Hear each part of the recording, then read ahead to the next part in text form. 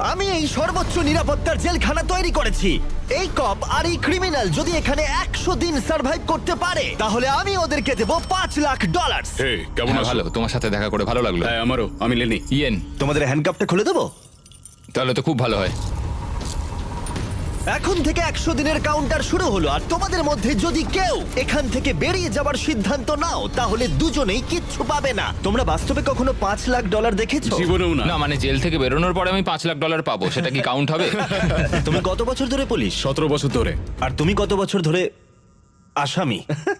3 বছর ছিলাম ফেডারেল কারাগারে। ওখানকার সাথে এখানকার বেডের তুলনা কতটা? এগুলো একটু মোটা আর আমাদের পিলোও রয়েছে। আসল জেলে তার মানে পিলো দেওয়া হয় না, না? ওরা পিলো দেয় না।